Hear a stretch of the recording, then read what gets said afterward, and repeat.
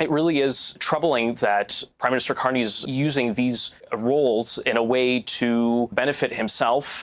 What I'm going to show you here today is going to blow your mind. Welcome back to Moose on Loose. My name's David. Today we've got rumors of numerous people, I think we're up to 6 now, that will be potentially departing as ministers, the Liberal Party, leaving Mark Carney's team. Is this the case of rats leaving the sinking ship? No, Carney's ship isn't sinking. While Carney's ship has a couple of holes in the hull, it's not sinking right now. There's quite a bit of stuff going on here, and I think I know what's happening. Let's jump into this. So starting off here, we've got a bunch of rapid fire news. First off, we've got beef hitting all-time highs. Prices increased 25% in the last year. This is thanks to Liberal inflation. Got this one here. The Governor General of Canada, Mary Simon, she has been caught numerous times wasting tax dollars on lavish outfits, trips, all sorts of stuff, despite making $378,000 a year for a ceremonial, essentially, role. She doesn't do anything in Parliament. She just billed taxpayers $1,117 for shoes, $875 for a blazer, $675 for a wool jacket, and $165 for a silk camisole. I don't know what a camisole is, but she shouldn't be spending $165 on it. Apparently, this is a camisole. Why is she billing taxpayers when she makes nearly $400,000 a year to do nothing? In other news, we've got the left melting down because Stephen Colbert, after winning his first Emmy,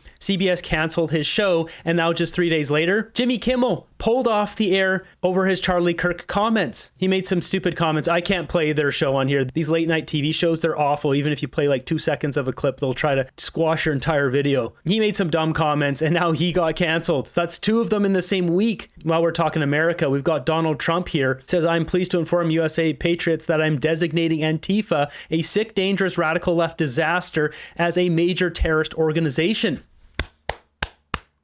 Only we had that here in Canada. We've got a lot of these nutcases running around our country. Just a couple days ago, the Canada First rally in Toronto, a bunch of these Antifa were beating up Canadians. Does Canada have the balls to do the same? I don't think so. Not with Mark Carney. Can we get the same up here? Yeah, once we get a conservative government, we can. Jumping over to the big news here, we're going to start it off with this. We've got a new poll from Angus Reid, Poilievre underwater in all ages. Do you have a favorable or unfavorable view of Pierre Poilievre, leader of the Conservatives? What's going on in Canada? 55 to 64 years old is the highest one at 45% to 51%. The question now is, who are they polling? Because this isn't all of Canada. It's not like they polled all of Canada, but these numbers are not good. And they did poll 3,656 people. But the reason I bring this up is because Mark Carney seems to be stacking the deck as much as possible to go for re-election. I showed this one yesterday. Brian Lilley, he's hearing that Bill Blair will be out the door soon. We've also got Stephen Guilbeault apparently going to be out the door soon. We also have Jonathan Wilkinson added to that list. That's 3 of them. And apparently Jonathan Wilkinson up for a UN role in Europe, UN ambassador. Is this just random that all of these people who we so identify with the previous prime minister and his cabinet are now headed off to, exercise diplomacy for Canada? Nothing's ever random in politics, Ashley. Listen, I think that a lot of people since the election have been saying this is the same Trudeau type of government, right? We have the same members, the same ministers as part of the team. And anyone who's been part of this circle, I think, would have kind of estimated that this was going to happen. So I think we knew these changes would happen. When you take people like former Minister Blair and Wilkinson out of cabinet positions, it's kind of natural to expect that they're going to have to do something with them. So there's been rumors and speculations for quite some time. And I think you even mentioned it now. Minister Wilkinson is one that I think has been the least confirmed amongst everyone.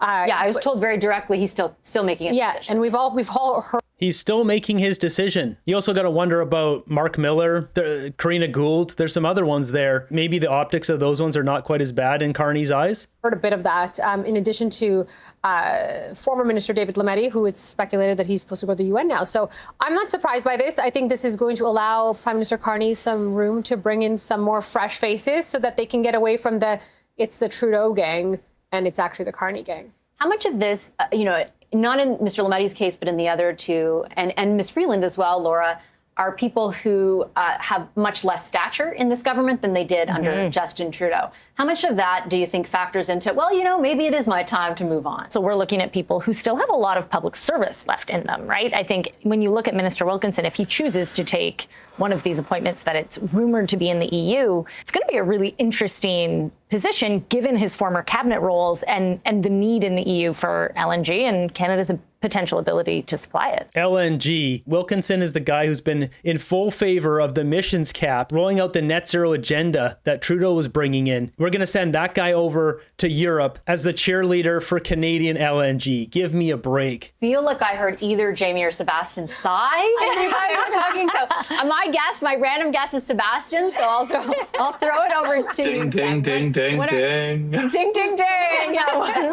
what are your thoughts? Do you align in thinking with Sharon and Laura on the nature of these appointments?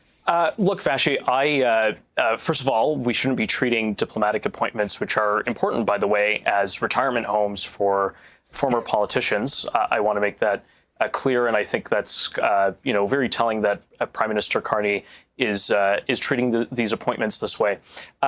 I don't mean to borrow from the words of President Trump. I do this very rarely, but we really are not sending our best across the pond and into the States. These people have been the architects behind the disaster of the last 10 years of Liberal government.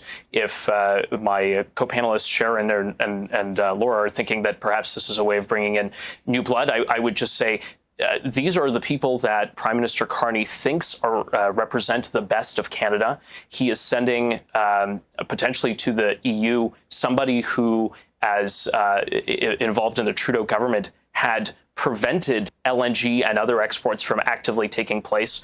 I really don't know if that's the message we need to be sending. It is a very contradictory message. It really is troubling that Prime Minister Carney is using these roles in a way to benefit himself and to eliminate some of the obstacles potentially in his caucus. I mean, we've seen this with Carney. He doesn't matter. He'll do anything possible to make his life better, his position better. It's all about him. He's just as selfish, maybe even more selfish than Justin Trudeau. Trudeau, for him, he loved being in the limelight. He wanted to ham it up. You ladies. He wanted to be on camera. He wanted everyone to look at him. He wanted to wave. He wanted just to live that life. Carney's a different beast. He's a lot smarter than Trudeau. He's way more devious. He's rolling out a grand plan that he's probably been concocting for years now. We've also got David Lametti up for a UN ambassador role, taking over from Bob Rae. Former Justice Minister David Lametti abruptly departs PMO. One of the sources said Mr. Lametti lost a turf battle with Tom Pitfield, who shared a dual role of principal secretary. Mr. Pitfield is a longtime political strategist whose company Data Sciences, which he headed for years, provided digital operations for the Liberal Party. He moved into the PMO in March, resigning as chief executive for Data Sciences.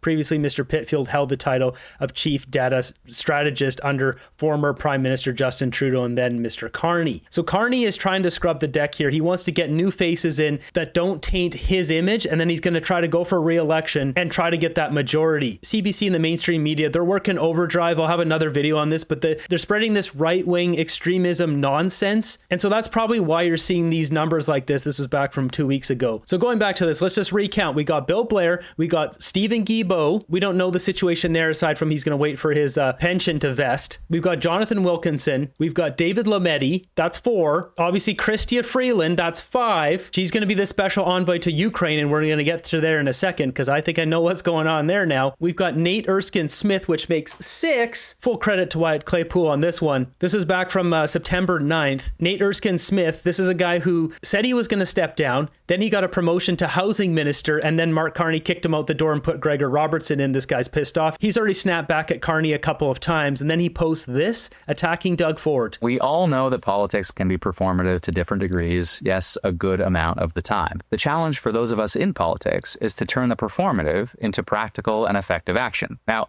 Doug Ford is a master at the former, but not so much the latter. Angry at the closure of a bottling factory, he'll dump out a bottle of Crown Royal very slowly. Yes, I mean uncomfortably slowly, right out of a Family Guy episode. He could, though, if he was inclined, instead make the same effort to reform provincial procurement rules, but barely that might take actual work. Or he'll bring a novelty check of $400,000 for housing to Sarnia, only to discover at that announcement that the total funding is less than the price of a single average house in Sarnia. Get it done, indeed. If only governing was as easy as putting on a hat. Now, So he just continues to blast him here. Bonnie Crombie, the Liberal leader in Ontario, just stepped down. This guy's going to step in there. I believe he was a runner-up on the previous election there, provincial election. He's going to go run for that again, and he's going to win that. And while I don't like this guy, he is well-spoken. He's got his own podcast, so he's used to talking on camera a lot. There's a lot of media of him. He's got a lot of exposure from the federal government. I think leftists would probably like this guy just because he has pushed back against the government a little bit, makes him seem like he's not 100% a bootlicker. And considering how much of a disaster Bonnie Crombie is, this guy's probably going to step down, then go for the provincial leadership. That way he can be at home with his kids. He doesn't have to travel to Ottawa. This all makes sense. So that makes 6 of them now that are clearing out. CBC Watcher posts this, and what do you see here? What do all these people jumping ship in the last few days have in common? The court decision on the unconstitutional Declaration of Emergencies Act must be coming down the pipe from the appeals court soon, and nobody wants to be seen standing next to any of those people who pulled the pin and launched the pow-pows at peaceful protesters recklessly. Not to mention the horses stomping, old ladies with walkers. Just more proof the new team is the old team. So, I mean, you got Lametti, Bill Blair, Chrystia Freeland, and Trudeau, and Mendicino. Carney is wiping the slate clean here. He wants his new government to not look like the old government. So he's just dishing out these UN roles, special envoy roles, getting them out of the public eye. And that brings us back to Chrystia Freeland and Ukraine. Rebuilding Ukraine, special envoy to rebuilding Ukraine. I was doing some digging and I got this page. Shout out to Andy Lee. The U.S.-Ukraine Reconstruction Investment Agreement, a new model for rebuilding and strategic partnership. So first off, this was April 2025, so just a few months ago that this came out. And scrolling down, what do we got here? Energy, critical minerals, infrastructure, agribusiness, etc., etc. And then we've got a list of companies, publicly traded companies already involved. Are the alarm bells going off already? Let's just go through these one by one. There's 9 of them on here. BlackRock. We're just going to go right to my chart. You know what's on here. BlackRock. It's right there. Mark Carney's invested in it. Number 2, JP Morgan Chase. JP Morgan Chase. Mark Carney's invested in it. Number 3, Brookfield Corporation. We already know he's invested in that. Owner of Westinghouse, which is supplying nuclear reactors and fuel to Ukraine. So he'll be enriched off of the top 3. How about number 4, Citigroup. Citigroup Inc. right there. Carney's invested in it. Number 5, Accelerator Mittal. I've never heard of this one. Carney not invested in this one. Number 6, Aon PLC. I knew this one right away because this is not one of the American stocks. You can see right there, this one's in Ireland. Aon PLC. Carney's invested in it. Number 7, Vesta Wind Systems. Carney not invested in this one. Number 8, Honeywell International. Honeywell International. He's invested in it. Finally, we've got General Electric Company, GE. And of course, yes, Mark Carney is invested in GE. And not only is he invested in GE, he's invested all 3 wings of GE. So off of this list, Carney's invested in 7 of 9 of these companies. So how's Carney enriching himself? It's not just through Brookfield. It's through the rebuilding of Ukraine. I don't think these guys made some deal with Putin and said, hey, why don't you guys invade and then we'll make a bunch of money off this. But I think they saw an opportunity and said, you know what? Let's keep this going. We want to have as much destruction as possible because then we can make a killing off of the rebuild. So really, Mark Carney should have nothing to do with talking about Ukraine, that whole event, giving money to it, any of it, because it's a direct conflict of interest. He has 7 of 9 companies that are invested in rebuilding it. He should have nothing to do with it. And really, he should have nothing to do with anything because he's a walking conflict of interest. The guy's got 600 something odd stocks here. If you haven't taken a look at the chart yet, I've got them broken down into different categories here. I mean, he's got conflicts out the wazoo, and it doesn't matter what area you're looking in here: telecom, media, transportation, logistics, healthcare, industrials, energy, materials. The guy's beyond conflicted. He has to either sell his stocks or he has to step down. It's not fair that he's prime minister. It's not right. It's not ethical. I see people saying I should just invest in Brookfield and make money off of it. I would be conflicted if I invested in Brookfield. Then it would be in my interest for him to keep this going. That's not going to happen. I'm not going to be part of his green grift. With that said, I'm not condemning anyone who's riding the Brookfield wave. It will crash at some point. At least that's what I think is going to happen. But as of right now, Brookfield Corporation is absolutely crushing. Brookfield Asset Management's gone up some, but not near as much as Brookfield Corporation. So when we look at this, how is he even allowed to have anything to do with talking about Ukraine? I mean, we look at these one by one. We got BlackRock co-leading the Ukraine Development Fund to attract institutional capital. We got JP Morgan. There are a lot of these ones doing the same thing, supporting supporting capital, planning, financial structuring. Brookfield, as I mentioned, nuclear reactor. Citigroup providing banking investment services. Skipping over the two that he doesn't have, Aon PLC is launching war risk insurance programs to unlock private investment. Honeywell is partnering on grid modernization and clean energy solutions. Mark Carney has other companies that he owns, as well as Brookfield, that can also benefit off some of these other ones like this Honeywell one. And then General Electric supporting long-term energy infrastructure initiatives. Same thing with this one. The only two he's not invested in, Accelerator Mittal, investing in steel infrastructure, and Vestas Wind Systems, leading wind energy systems in southern Ukraine. These are conflicts on conflicts on conflicts. If the idea is to turn a page on, as Sharon put it, like the idea that this is one in the same government of Justin Trudeau, which has certainly been a criticism from the federal Conservatives, does something like this accomplish a departure or a delineation, or, is Mark Carney able to do that without this? Yeah, the 90s anthem closing time comes to mind. You don't have to go home, but you really ought not to stay here is essentially the message that Prime Minister Carney is sending to these Trudeau-era ministers. And I think what you're seeing here is probably early moves for the Prime Minister to try and actually put his own shape and recruit new blood into the Liberal Party and into the front benches. There were very few candidates that are new that were elected this past spring. And so I think this is him continuing to work to put that new leadership in. I think when you look at the broader politics of this, I think it's undeniable that Prime Minister Carney is changed, and Canadians don't think he's the same as Justin Trudeau, so much so that Conservatives are stopping to trying to make to that comparison.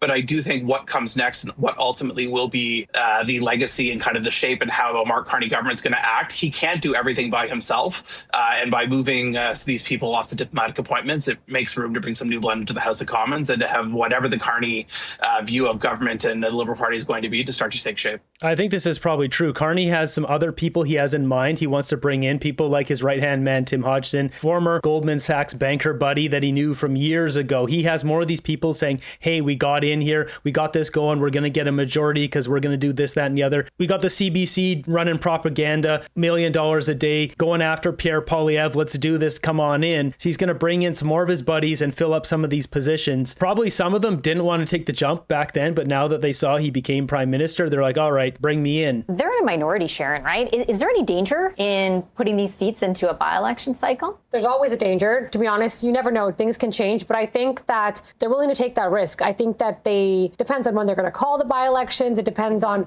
what kind of candidates are going to run in these spots. But just to go back to Seb's point as well, this is not something that's new. Harper's done it. Past governments have done it.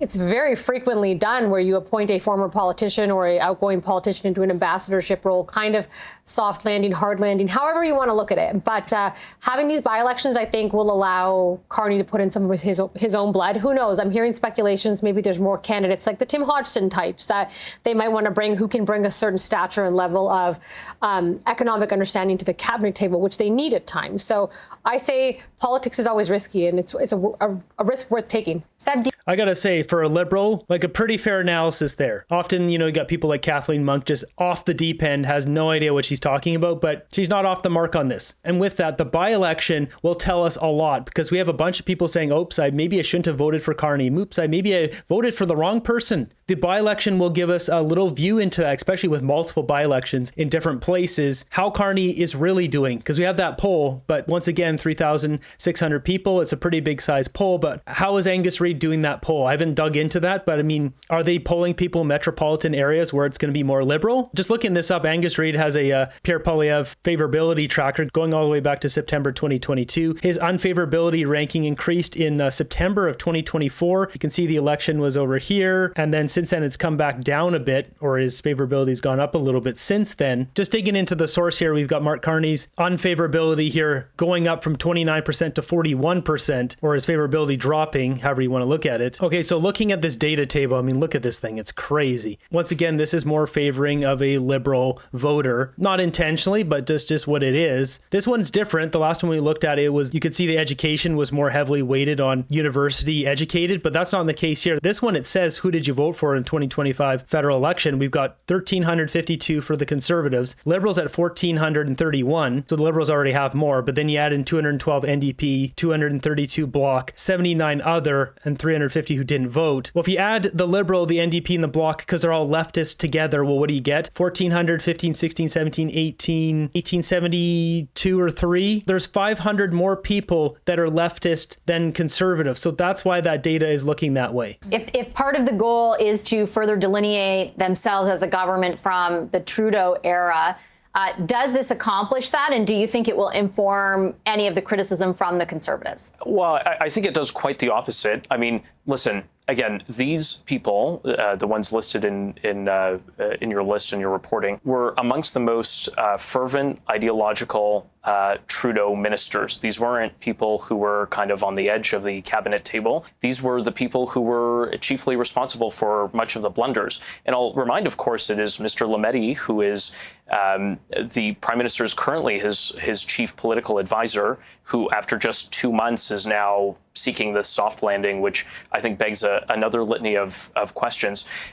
It just does not. Carney brought in that guy because he needed some short-term relief. He needed someone who knew the ropes. But once he had a chance here to get rid of him, he got someone else step up. Lametti's out the door. Carney's not a loyalty guy. He'll use anyone, take advantage of the situation. He doesn't care. Inspire confidence that when Prime Minister Carney, especially in a time where we actually need to rely on these people more than usual for the purposes of trade, for the purposes of diplomatic relations beyond just the U.S., that Prime Minister Carney in the pool of all of Canada is reaching simply for past Trudeau cabinet ministers that have really put this country on the back foot, again, as it relates to resource extraction and the ability for us to actually deliver gas to Europe. And obviously on the crime file, where Mr. Lametti was a total failure, and which resulted in much of the bail problems we have right now. So no, it doesn't inspire confidence, and I know I don't think it offers any delineation where he's tapping into those Trudeau big shot names to fill these roles. Laura, I'll get you to respond to that. And then also weigh in, if you could, on Mr. Lametti, because that is sort of unique to all of this. It is odd that he would have been in that role for just 2 months, I guess. Yeah, I mean, I hear Seb's point and really trying to draw that connection. I think it's pretty clear when MPs are leaving the House of Commons that they are no longer part of that core team that a prime minister or a leader, a political leader has. And I think in this case, you are looking at individuals who have a lot of experience in the public service, a lot of experience with diplomatic relations, and that can be really, really valuable to understand the machinations of political life and then take that to a diplomatic role gives you a little bit of an edge. So I don't think Carney gives a rat's about that. All he cares about is getting people away from him that make him look bad, that have that stank of Justin Trudeau still on them. Carney's opening up these roles to bring in his A-team from industry around the world, Goldman Sachs, oil and gas, Brookfield, whatever it may be, to help him roll out his net zero agenda. That's what he's doing. He's giving these roles to these guys to get them out of the way. But you can see, I mean, brought in Lametti, and then as soon as he has opportunity to fill his position with someone else, he's tossing him out the door. No loyalty. I'm sure Trump has picked up on that. That's why there's no deal going on there. I have more to say on that in another video, but Mark Carney's plan here is to do whatever it takes to become prime minister with a majority mandate so he can fully unroll his net zero agenda. If you got guys like Wilkinson, Stephen Guilbeault, Lametti, Bill Blair, all these guys who get in the way, then they're out the door. Carney has no loyalty to anyone but himself.